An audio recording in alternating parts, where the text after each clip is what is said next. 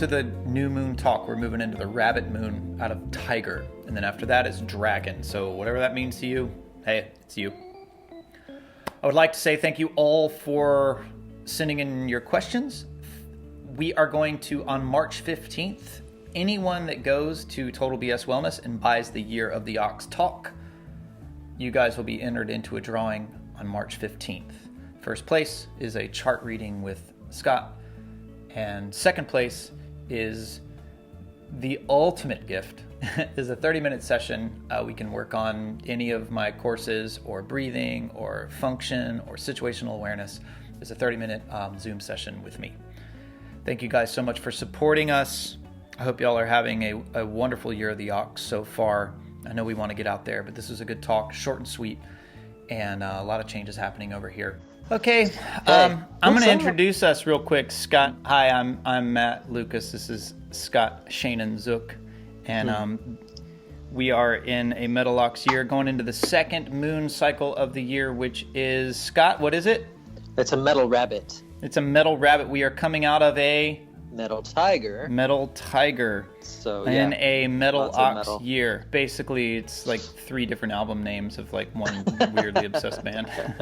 So or one of those like really cool like music festivals you go to, where it's like 3 different bands are all kind of the same. Yeah.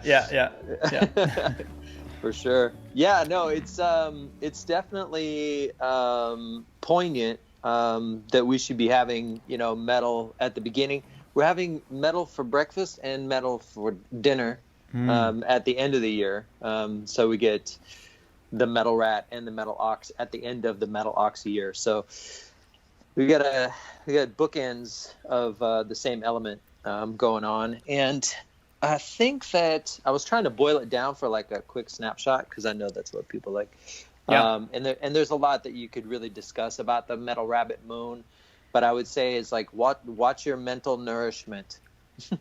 Like be very careful about the things that you're consuming in terms of what you believe your outlook on life is. Okay. The rabbit's a very interesting character, obviously. Like wherever it appears, it's appearing between 2 enormously powerful characters. On the one hand, a tiger, on the other hand, a dragon. So the rabbit is the time is the second moon of spring. The second of 3 moons is spring. The third moon is the dragon moon, and that will be like the big transition to summer. But it technically counts as the essentially the third moon of spring. But dragon's kind of its own category, and a little bit of what rabbit's all about is the recognition that dragon's coming. So it's that pause in the chi cycle to recognize that, do we have our shit together, and how do we do that? How do we actually move toward manifestation? Because if we're looking at things in terms of 5 element theory, we're going from, we're trying to go from water, the yin, toward manifestation, which is this earth kind of quality, right? Mm-hmm. So just talking about the general sequence. And so spring is the wood, the freshness is the weakness of wood, that requires nourishment. That's the thing that people forget about spring, is that, your yang qi is still very weak. And so it does require, you still got 1 foot in yin. Oh yeah, you're the baby. Yeah, you're the toddler. Yeah, exactly. And so there should be play. Mm-hmm. But if you're trying to do things too much, too fast, too serious, young, the spring becomes unstable. Our conduct is actually what helps to reinforce the possibilities of spring and have it be more about options and exploration, and less about chaos, right? But if we're trying to get too much, too fast, that's the risks of tiger. Both the power, there's a lot of power in the tiger, but also a ton of risk that we've been going through. And tension, that tension really doesn't change so much, but our relationship to that tension can very much change in the second moon. And that's a bit of what Rabbit's about. So I had a question. Thank you to everyone that sent in questions on my last mailer. I'm trying to make it easier on everyone, just so you can click a button and just type your heart away. But one of them was, is there like a mantra that you should be, kind of focusing on through the rabbit moon? Oh wow. Other than don't stop believing. Don't stop. I think that what that makes me think of is something, because I was doing some studying for this, and I would say the thing I wrote down, because so many things. Ming, anytime you listen to that dude, it's just another layer, that we're discovering, another layer that we're working with. And I think there's something that's like really profound about Rabbit that he just recently listened to him. And there's something really profound about Rabbit that's a great opportunity. And so answering that question, I would say we don't discover truth. We generate meaning. Okay. And we're generating meaning together. So it's not about this discovery of truth. It's this generation of meaning. We're all in this process of generating meaning. And that condition is inherently interconnected. And that should bring out like empathy toward the people that we're doing this process with. So that's what I would say in terms of mantras. It's recognizing where our intimacy is at, and we're looking to build trust. I think I mentioned this back when we talked about the dog moon last year, is that there's a sequence, there's a sequence of time. And part of the second moon brings about the sense of sequence of like experiencing and building trust with one another, and recognizing this sort of, we're still working with these, the Ganying principle, which is something we talked about back in the ox moon. And it's very prevalent all through spring. The first 3 moons of spring, very much talking about Ganying, very much talking about like this sense of resonance and reciprocity, how we're mirroring with each other, right? So this is what makes it so tender. These times in spring is that we're still a little bit loose, right? We haven't really arrived out of yin. We're on the way out, but it's not until the equinox, around March 20th, which will be in the rabbit moon, where we recognize, okay, we made it. Like, because now day and night are equal, and it's trending our way, right? So like we're going towards the light. So it's very important to recognize that like you're still very vulnerable in this time, and rabbit moon is that place in time where we recognize that vulnerability. We're able to step back. Part of the problem with tiger is tigers just want to cut to the chase, right? As we talked about last time. Yeah. They don't want to read the whole book. They just want they want the summary. And with the rabbit, even though the elements are still in tension, the nature of the rabbit moon is one for continuing to study, being very influenced by others. And so really check like what your influences are and how they really inform you. So it's a really good time to do that. And you should be doing that in the sense of creating and building trust, because it's from these relationships that everything happens. And there's going to be a whole lot happening when we hit the dragon moon. So it's very important to have these things in integrity, these sense of relationships, how we want to be with each other. I have a thing question. You were talking about giving things meaning, right? Right. And I think that's generating meaning. Meaning. Yeah. Okay. That's what we're, as human beings, from this cosmological outlook, we don't discover truth. We generate meaning. Yeah. We're not, this cosmology, the Chinese sentiment isn't working with this notion of the external world and our reaction to it. Right. It's working with, that there's 2 separate things happening. There's not 2 separate things happening. We're constantly in this mirroring place. So that's the reason why they say that, for sure. Okay. Yeah. Because you were talking about like what is it that you what are you consuming? How are you protecting your mind?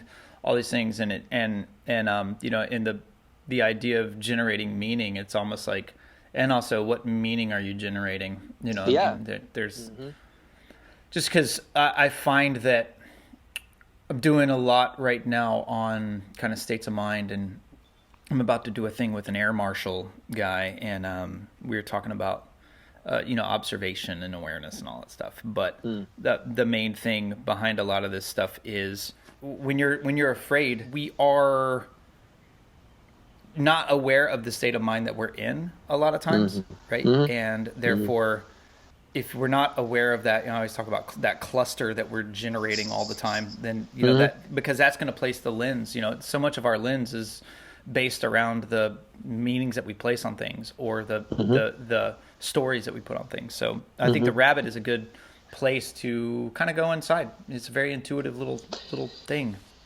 Yeah.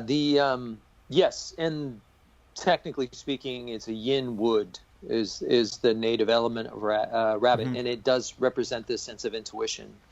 These boundaries that we talked about before, like this notion that like I have I have an interior private self, and then there's the rest of the world, right? Okay. And like how those things either interface, or you're judged by it, or there's a lot of different things that can happen between the exterior world and the interior world if you're using that model, right? And it's important to the thing about the rabbit chi is that those boundaries, they blur during the time of rabbit. This idea of exterior and interior, these sort of very salient boundaries that you might think that they're real. Under rabbit chi, they loosen quite a bit, and this is what the Chinese call intuition. Is that like these things are just more fluid? It's not quite mystical like the snake. That's not. It doesn't go that far, right?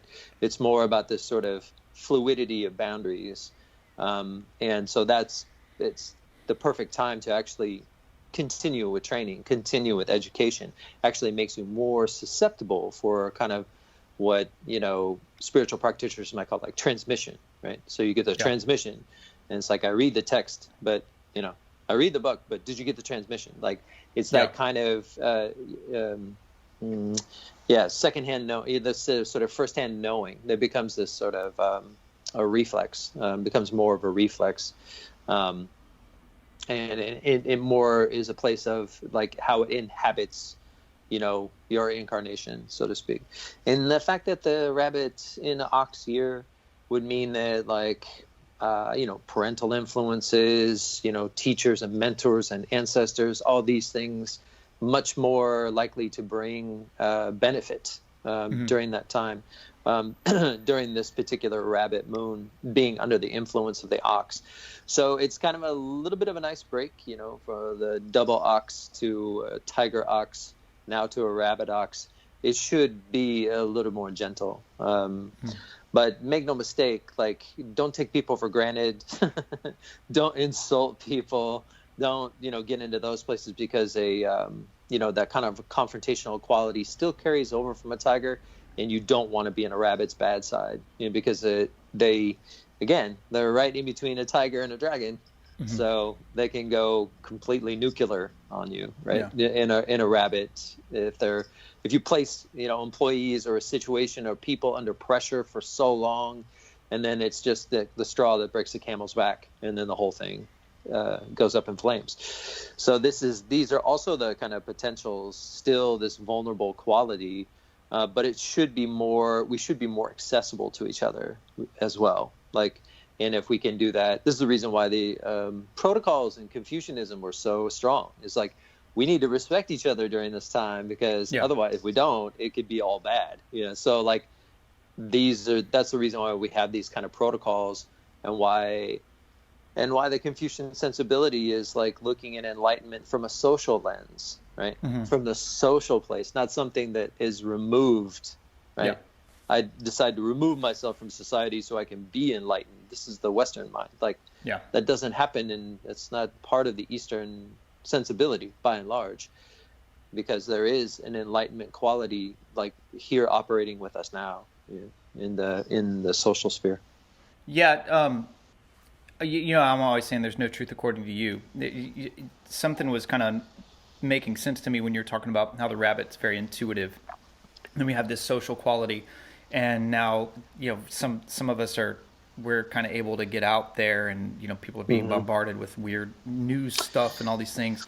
What I'm kind of tuning into, or kind of hearing, is to use that intuition to understand when our meaning behind things, or our story that we're putting behind things, is part of our kind of lens. But it's very similar to how when you listen to gangster rap, and you're thinking that LA is the most dangerous place in the world. Like Sure. in the 80s and 90s, you're like, whoa, LA must be the scariest place on earth.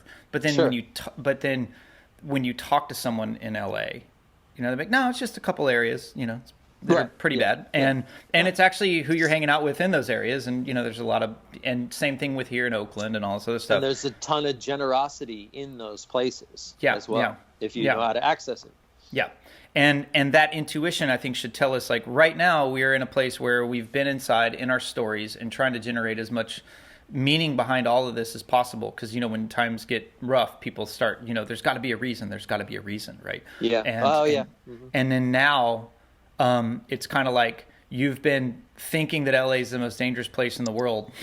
But now someone just handed you a plane ticket to LA, and now you have to go.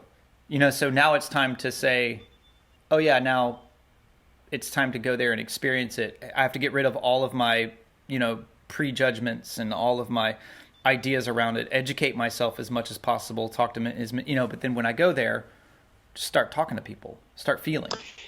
Yeah. I mean, good luck getting rid of your prejudices this moon, because we're still kind of caught in that place. Good luck to you guys. Yeah, good luck to you. Being we're of light. Yeah. I have zero judgments ever, except for bad lyrics. Yeah, bad lyrics, you deserve it. Yeah. But there is the opportunity, but it's really just dependent on whether or not you can slow down. One of the things that's really it's just amazing to study up in preparation for this talk. If you want a private session, I'm offering all of the courses now that we have. We're offering them in tandem. So if you guys want to save money on a course, go there, get the tandem version, which means you will get 1 to 3, maybe 5 sessions with me, depending on the length of the course. And we'll walk you through it, make sure you're dialed in, answer any of your questions, and truly, truly, truly make it your practice. About like these further explorations in Ganying, and these further explorations and the kind of exercise in hopelessness that we've been subjecting ourselves to for the last dozen years or more, just in this society about getting lots of promises and then having all those promises broken. Yeah. And then getting lots of promises and having all those promises broken, and going over and over and over in this process, to the point where, we've been trained to be in hopelessness. Yeah. Right. And from that hopelessness, fear, anytime fear takes root in that place where you're just like, as some people who are a place of privilege, hopelessness is kind of like, well, I'm just going to do my own thing. Right. That's the response. But if you don't have any power, you don't have any privilege. And even if you do, that if it catches up where their fear takes root, then you'll make all kinds of decisions just to find safety and security again. Mm-hmm. And that is one of the risks this moon, because rabbits need safety and security to make good decisions. So you can be easily manipulated. If fear is what's dominating, like how you're perceiving things, then you make all kinds of questionable decisions out of that sense of hopelessness to actually try to rediscover that sense of hope. Right. Mm-hmm. Because you think, oh, we'll finally get over the ledge, Well, and fear also stops people from actually making transformation. So it's like the thing about fear is when you get thrown into survival mode, you won't change at all, because you're thinking like, I'm in survival mode. If I change anything, it could change everything. So I know right now I'm still here and I'm still alive. Like, I might be getting punched, but at least I'm not getting, and because you're rarely is like, your body thinking like, okay, if I just make change, then this is, you have to fight and you have to have a lot of discipline to get out of that fear mind. That's true. And that actually speaks to, you know, being exposed to that much like hopelessness training, right? Makes you tired. It makes you tired. It makes you weak. Yeah. That's what annoyed me about Barack Obama's running on a platform of hope. Yeah, because I was like, that is the most benign shit. Hope. All right, everyone just stand there and just kind of, and it's sort of like there was nothing concrete behind it. And I understand where he was going. Yeah. Well, I mean, it was a manipulate. I mean, that's like George Lakoff, like he actually contributed to that campaign. He used to work at UCB. I don't know if he's still there, but I studied with a guy and like studied his metaphor theory. It was a fascinating stuff. And then they utilized it. Barack Obama's campaign utilized it to get him into office and then didn't follow up. Yeah. It like didn't follow up. There's a lot of critique over the Obama administration on lots of things, including that the use of that is it's like cocaine for the emotions. Yeah. Like this notion of hope. It's can be very destructive. Yeah, it's like that's how you like shut a kid up.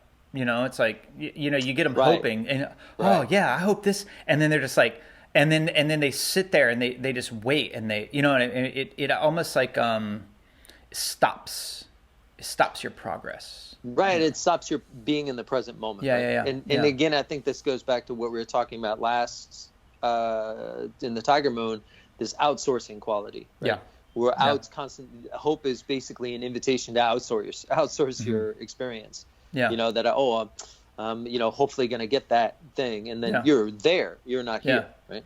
And so it's this sort of technique of hope, encouraging hope, and then failing, and then generating reasons why it failed. It's just conditioning us in this place of hopelessness, and that it's exhausting, very difficult to as Ming was talking about. Like it's very difficult to kind of discover your own empowerment. Like, how are you actually empowered as a human being? And it's a good opportunity in this second moon. It's actually very crucial to find out how you're actually empowered as a human being. And it's usually through this process of Ganying, the Ganying principle, which is essentially, you get what you give. So if I'm sending anger into the atmosphere, like it's collecting, it's going places, right? If I'm also sending, just being kind, nice, like relaxed, encouraging, these much more positive sorts of emotions. That is essentially, with the Ganying principle and the cosmology that I'm speaking from, is the world you're creating.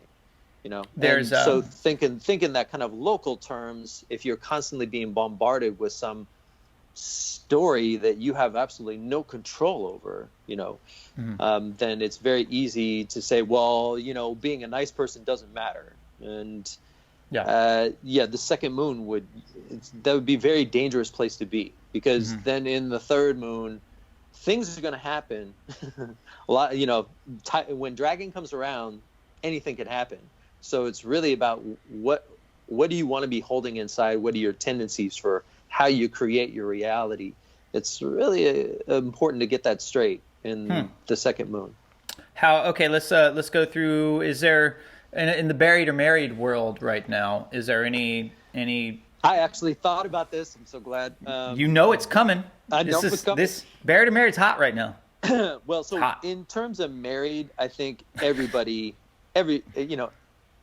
should be so lucky to be married in a rabbit moon, because the tenderness is available, because the interconnection is available, because that sense of continuity, especially in an ox year, I mean, it would be, because obviously from the Chinese standpoint, it's a union of two families, not two people, right? Okay. So we're thinking if, now I have like new brothers and sisters, how glorious, it's like that kind of potential for outpouring of emotion that will set like karmic ties going forward. This can be quite extraordinary. In terms of buried, pretty much the same thing, because like the level of the intimacy that's expressed in terms of like transitioning during this time, and is basically, well, I'll see you in the next lifetime. It's like you're basically setting like a really beautiful course. Maybe you consider it kind of sentimental. I wouldn't say that it's great for like absolute, resolution or liberation. You're going to keep going with the same group of people into the next lifetime. But at the same time, it's a pretty sweet scenario. Yeah, in the intuition world, I'm doing a thing right now. One of these talks that I'm about to do in the Big Three is with call him the mayor of the Embarcadero, but he's Greg, the homeless guy.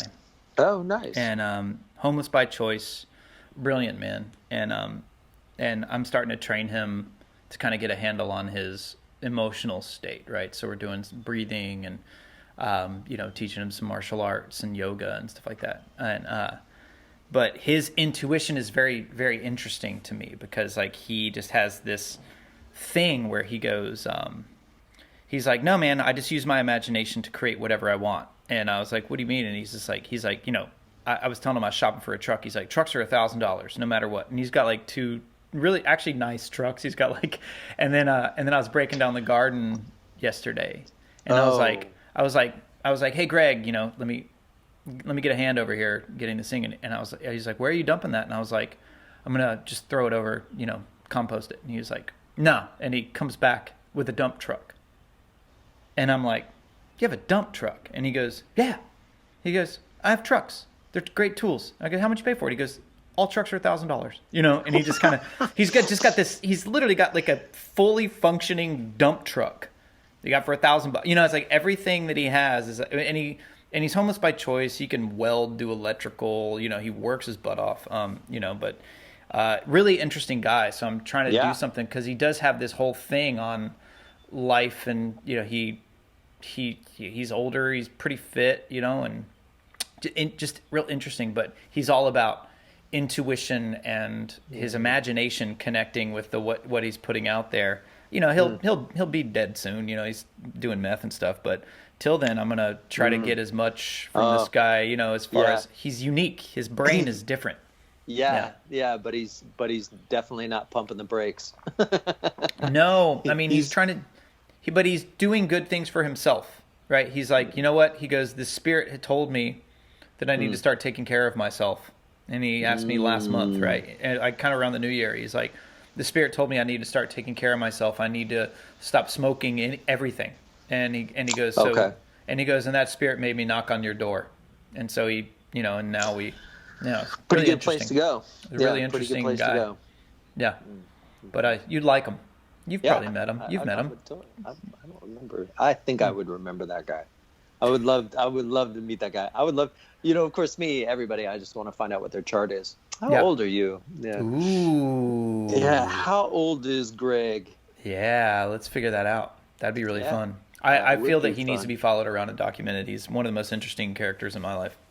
Okay. I'm game. Yeah. All right. Yeah. Is there any advice that you would give us? I mean, you started this really strong with the.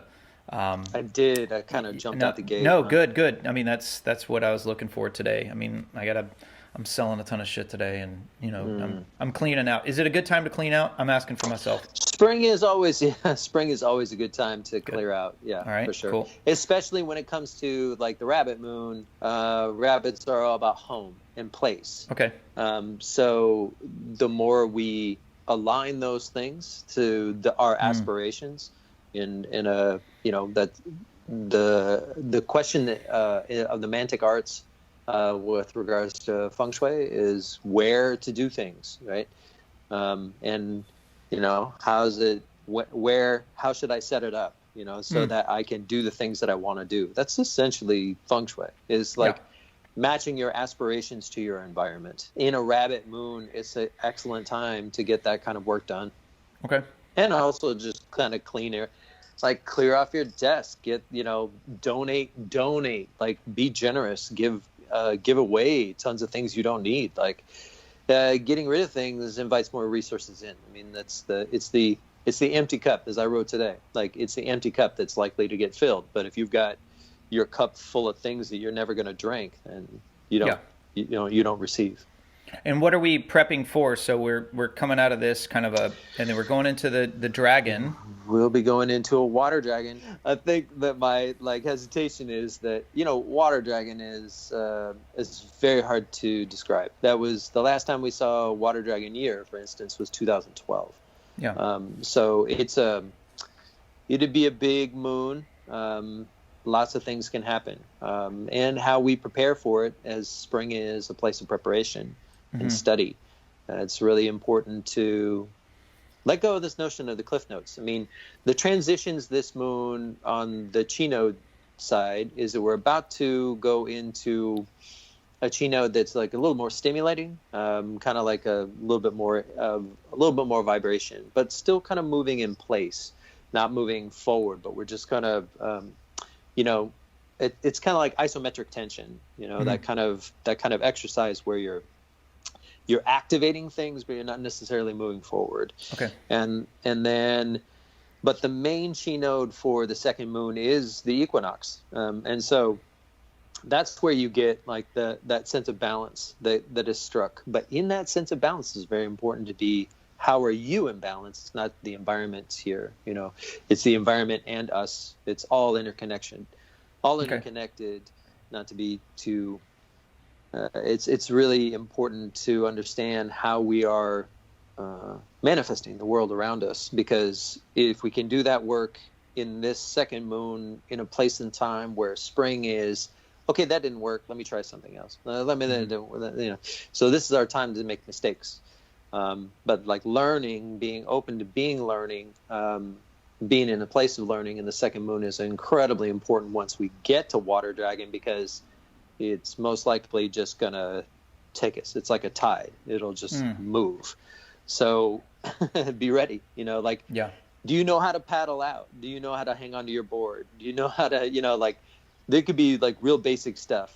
Where are my places of safety? Where's my interconnected? Where's my community? How do I build trust with people? Do I know how to be generous and bail people out when they're in trouble? Do I know how to ask for help when those things happen to me? Do I have backup? Do I have, all these sorts of practical questions would be substantive, not just like procedural, but like really, I know who my people are. I know where intimacy is for me, in this world. When you get to the third moon, that's very important. It's very important. Yeah, I remember you told me a long time ago how when the rabbit doesn't have a good home, the rabbit gets a little sketch. And very twitchy. Yeah, and I think that's important for us right now, because many of us want to leave home right now. Mm-hmm. Everyone's wanting to get out, but maybe I think the most common metaphor that I think we've talked about is, I know you want to go now.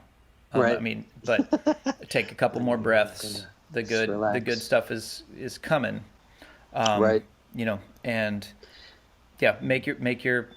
I mean, I want to leave all the time, but I just keep doing little things, routine. I know that there's a lot of pressure in that's, we're going to feel it a lot more because again, this like message of fear. That may be more effective in the second moon. Like if we really want what we want, but there's still an editing quality. It should be still kind of an editing quality when it comes to these notions of like the fantasies of like what we think going back to normal. That's. And we've discussed this in other places, that there's a sense of justice to the transitions that we've gone through over the last year. And does that mean that like we won't be able to travel the way we used to? What do I need to do and make sure I can travel the way I used to? Like those sorts of reactive places, not so helpful. Understandable, but the direction of the chi and the rabbit moon is down and in and down. So we shouldn't necessarily be looking to be, if I'm in that situation of like, what do I need to do to make sure I can get back to the thing I wanted? Then I make bad choices going outward. I should be going into a place of self-reflection. That goes to your judgment thing. Desire. It's like the rabbit. You can judge things like crazy, but it's like stop judging sadness or fear. Listen to it. Right. It's guiding you. It's not telling you you're bad or good. Right. It's not like fear doesn't show up to where you can be like, now here's my opinion of it. Fear 3.25 stars. Like, it's not about that. It's about you feeling it and being like, I'm afraid right now. What in my environment is making me afraid? Like, become aware. I mean, that is the nature of the rabbit. You're like, get home, get safe, observe, feel. That's yeah. Keep processing the information. If you get stuck, then that's what's got you. And like the idea is not so much that from this cosmology standpoint is that it's not so much that it's more like if that's what you're putting out, that's what you're going to get. Like that's the environment. You're in a place of reflection. Everything should feel. Anything you experience in one way or another, positive or negative, in the world around you, should be a mirror to actually what your own internal state is. It's a very good opportunity to look at that before you start pointing fingers and making judgments about how the world should be. Nice. So that's my mic drop. Boom. Yeah. In other words, check yourself. It's always check yourself before you wreck yourself. Always check yourself before you wreck yourself. Yeah, but particularly in the spring. Man, well, I got to get out of here. That reminds me, I just started. I'm going to do a couple plugs real quick. Always hit up Scott for a reading. Yeah. You can find him on his Instagram. I just started online booking. And if you guys want to go through, especially this mindfulness course, now more than ever, I've been just got off the phone with someone that got broken into. Another person just got followed home the other day. Get your awareness on. And they were taking the course, and when they were being followed home, they actually said, my kid noticed that someone was following us home. And so they actually went through it. So they were doing this work with their kids, and just that one, there you go. That paid for the course. Guaranteed. That was the best $50 they ever spent, was like that little kid noticing that this person was following them home, because there's a lot of that right now. People are desperate. Yeah. The selling of 11 to 14-year-old girls is off the charts right now. So please learn to take care of yourselves. That's why I'm doing this talk with this air marshal about like spotting body language and stuff like that. And, excellent time this moon. Yeah. This is excellent time to do all that. Yeah. More likely those sorts of things are going to stick, like long term.